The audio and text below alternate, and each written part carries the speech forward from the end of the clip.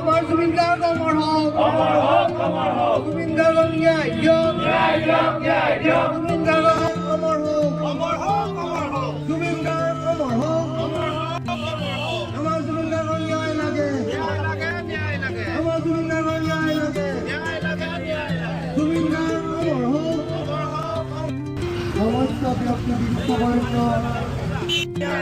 জুবিন গার্গ ন্যায় দিয়ক, আমার জুবিন গার্গ অমর হোক, আমার জুবিন গার্গ অমর হোক, আমার জুবিন গার্গ অমর হোক, জুবিন গার্গ অমর হোক, জুবিন গার্গ অমর হোক, জুবিন গার্গ ন্যায় দিয়ক।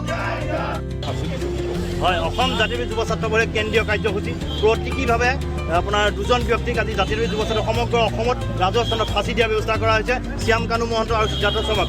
আমি আচলতে অতি দুখৰ বিষয় যে জুবিন গাৰ্গৰ এজন ব্যক্তিৰ ন্যায় ক্ষেত্ৰত এনেদৰে জাতীয় যুৱ ছাত্ৰ পৰিষদৰ লগতে সমগ্ৰ অসমবাসীৰ ৰাইজ ওলাই আহিবলগীয়াটো আচলতে জাতিটোৰ কাৰণে খুব দুৰ্ভাগ্যজনক বিষয়। আমি অতি শীঘ্ৰে আমি আগতেও কৈছোঁ যে অতি শীঘ্ৰে পানী নসৰকা তদন্ত কৰি দোষী বিষয়াক শাস্তি দিয়াৰ ব্যৱস্থা কৰক। সেয়েহে আমি জাতীয় যুৱ ছাত্ৰ পৰিষদে ৰাইজৰ আদালতত সিদ্ধাৰ্থ শৰ্মা শ্যাম কানু মহন্তত আপোনালোকে নিজে দেখিছে যে ৰাইজৰ আদালতত আমি ফাঁচি দিয়াৰ ব্যৱস্থা কৰিছোঁ। আমি চৰকাৰৰ প্ৰতিও আমি আহ্বান জনাইছোঁ যে অতি শীঘ্ৰে ন্যায় ব্যৱস্থা খুব ক্ষীপ্ৰতাৰে কৰি ন্যায় ব্যৱস্থা কৰি ৰাইজক ন্যায় দিবৰ কাৰণে আমি আহ্বান জনাইছোঁ। নহ'লে আমি জাতীয় যুৱ ছাত্ৰ পৰিষদে গণতান্ত্ৰিকভাৱে এইদৰে কাৰ্যসূচী ঘোষণা কৰিবলৈ কিন্তু আমি বাধ্য হ'ম।